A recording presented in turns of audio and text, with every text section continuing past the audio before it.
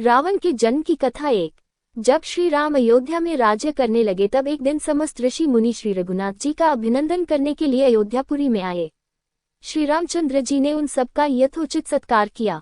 वार्तालाप करते हुए अगस्त्य मुनि कहने लगे, युद्ध में आपने जो रावण का संहार किया वह कोई बड़ी बात नहीं है, परंतु द्वंद्व युद्ध में लक्ष्मण के द्वारा इंद्रजित का वध सबसे अधिक आश्चर्य की बात है। यह मायावी राक्षस युद्ध में सब प्राणियों के लिए अवध्य था। उनकी बात सुनकर रामचंद्र जी को बड़ा आश्चर्य हुआ। वे बोले, मुनिव, रावण और कुंभकर्ण भी तो महान पराक्रमी थे, फिर आप केवल इंद्रजित मेघनाद की ही इतनी प्रशंसा क्यों करते हैं? महोदर, प्रहस्त, विरूपाक्ष भी कम वीर न थे। इस पर अगस्त्य मुनि बोले, इस प्रश्न का उत्तर देने से पहले मैं तुम्हें रावण के जन्म, वर प्राप्ति आदि का विवरण सुनाता हूँ। ब्रह्मा जी के पुलस्त्य नामक पुत्र हुए थे जो उन्हीं के समान तेजस्वी और गुणवान थे। एक बार वे महगिरी पर तपस्या करने गए। वह स्थान अत्यंत रमणीक था, इसलिए ऋषियों, नागों, राजर्षियों आदि की कन्याएं वहां क्रीड़ा करने आ जाती थीं। इससे उनकी तपस्या में विघ्न पड़ता था। उन्होंने उन्हें वहां आने से मना किया। जब वे नहीं मानी तो उन्होंने शाप दे दिया कि कल से जो लड़की यहाँ मुझे दिखाई देगी वह गर्भवती हो जाएगी। शेष सब कन्याओं ने तो वहां आना बंद कर दिया, परंतु राजर्षि तृणबिंदु की कन्या शाप की बात से अनजान होने के कारण उस आश्रम में आ गई और महर्षि की दृष्टि पड़ते ही गर्भवती हो गई। जब तृणबिंदु को ये बात मालूम हुई तो उन्होंने अपने कन्या को पत्नी के रूप में महर्षि को अर्पित कर दिया। इस प्रकार विश्रवा का जन्म हुआ जो अपने पिता के समान वेदविद और धर्मात्मा हुआ। महामुनि भरद्वाज ने अपनी कन्या का विवाह विश्रवा से कर दिया। उनके वैश्रवन नामक पुत्र हुआ। वह भी धर्मात्मा और विद्वान था। उसने भारी तपस्या करके ब्रह्मा जी को प्रसन्न किया और यम, इंद्र तथा वरुण के सदृश लोकपाल का पद पाया। फिर उसने त्रिकूट पर्वत पर बसी लंका को अपना निवास स्थान बनाया और राक्षसों पर राज्य करने लगा। श्रीराम ने आश्चर्य से पूछा, तो क्या कुबेर और रावण से भी पहले लंका में मांसभक्षी राक्षस रहते थे? फिर उनका पूर्वज कौन था? ये सुनने के लिए मुझे कौतूहल हो रहा है। तब अगस्त्य जी बोले, पूर्व काल में ब्रह्मा जी ने अनेक जल जंतु बनाए और उनसे समुद्र के जल की रक्षा करने के लिए कहा। तब उन जंतुओं में से कुछ बोले कि हम इसका रक्षा करेंगे और कुछ ने कहा कि हम इसका यक्षण पूजा करेंगे। इस पर ब्रह्मा जी ने कहा कि जो रक्षण करेगा वह राक्षस कहलाएगा और जो यक्षण करेगा वह यक्ष कहलाएगा। इस प्रकार वे दो जातियों में बंट गए। राक्षसों में हेती और प्रहेती दो भाई थे। प्रहेती तपस्या करने चला गया, परंतु हेती ने भया से विवाह किया जिससे उसके विद्युत्केश नामक पुत्र उत्पन्न हुआ। विद्युत्केश के सुकेश नामक पराक्रमी पुत्र हुआ। सुकेश के माल्यवान, सुमाली और माली नामक 3 पुत्र हुए। तीनों ने ब्रह्मा जी की तपस्या करके यह वरदान प्राप्त कर लिए कि हम लोगों का प्रेम अटूट हो और हमें कोई पराजित न कर सके। वर पाकर वे निर्भय हो गए और असुरों को सताने लगे। उन्होंने विश्वकर्मा से एक अत्यंत सुंदर नगर बनाने के लिए कहा। इस पर विश्वकर्मा ने उन्हें लंकापुरी का पता बताकर भेज दिया। वहां वे बड़े आनंद के साथ रहने लगे। माल्यवान के वज्रमुष्टि, विरूपाक्ष, दुर्मुख, सुप्तघ्न, यज्ञकोप, मत और उन्मत नामक 7 पुत्र हुए। सुमाली के प्रहस्त्र, अकंपन, विकट, कालिकामुख, धूम्राक्ष, दंड, सुपार्श, सहनादि, प्रधस एवं भारकर्ण नाम के 10 पुत्र हुए। माली के अनल, अनिल, हर और संपाति नामक 4 पुत्र हुए। ये सब बलवान और दुष्ट प्रकृति होने के कारण ऋषि मुनियों को कष्ट दिया करते थे। उनके कष्टों से दुखी होकर ऋषि मुनिगण जब भगवान विष्णु की शरण में गए तो उन्होंने आश्वासन दिया कि हे ऋषियों, मैं इन दुष्टों का अवश्य ही नाश करूंगा। जब राक्षसों को विष्णु के इस आश्वासन की सूचना मिली तो वे सब मंत्रणा करके संगठित हो माली की सेनापतित्व में इंद्रलोक पर आक्रमण करने के लिए चल पड़े। समाचार पाकर भगवान विष्णु ने अपने अस्त्र शस्त्र संभाले और राक्षसों का संहार करने लगे। सेनापति माली सहित बहुत से राक्षस मारे गए और शेष लंका की ओर भाग गए। जब भागते हुए राक्षसों का भी नारायण संहार करने लगे तो माल्यवान क्रुद्ध होकर युद्ध भूमि में लौट पड़ा। भगवान विष्णु के हाथों अंत में वह भी काल का ग्रास बना। शेष बचे हुए राक्षस सुमाली के नेतृत्व में लंका को त्याग कर पाताल में जा बसे और लंका पर कुबेर का राज्य स्थापित हुआ।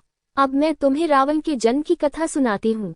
राक्षसों के विनाश से दुखी होकर सुमाली ने अपनी पुत्री कैकसी से कहा कि पुत्री, राक्षस वंश के कल्याण के लिए मैं चाहता हूं कि तुम परम पराक्रमी महर्षि विश्रवा के पास जाकर उनसे पुत्र प्राप्त करो। वही पुत्र हम राक्षसों की देवताओं से रक्षा कर सकता है। अगस्त्य मुनि ने कहना जारी रखा। पिता की आज्ञा पाकर कैकसी विश्रवा के पास गई। उस समय भयंकर आंधी चल रही थी। आकाश में मेघ गरज रहे थे। कैकसी का अभिप्राय जानकर विश्रवा ने कहा कि भद्रे, तुम इस कुबेला में आई हो, मैं तुम्हारी इच्छा तो पूरी कर दूंगा, परंतु इससे तुम्हारी संतान दुष्ट स्वभाव वाली और क्रूरकर्मा होगी।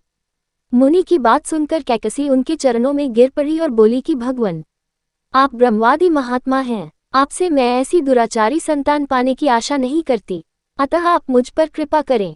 कैकसी के वचन सुनकर मुनि विश्रवा ने कहा कि अच्छा, तो तुम्हारा सबसे छोटा पुत्र सदाचारी और धर्मात्मा होगा। इस प्रकार कैकसी के 10 मुख वाले पुत्र का जन्म हुआ, जिसका नाम दशग्रीव रखा गया। उसके पश्चात कुंभकर्ण, शूर्पणखा और विभीषण के जन्म हुए। दशग्रीव और कुंभकर्ण अत्यंत दुष्ट थे, किंतु विभीषण धर्मात्मा प्रकृति का था। अपने भाई वैश्रवण से भी अधिक पराक्रमी और शक्तिशाली बनने के लिए दशग्रीव ने अपने भाइयों सहित ब्रह्माजी की तपस्या की।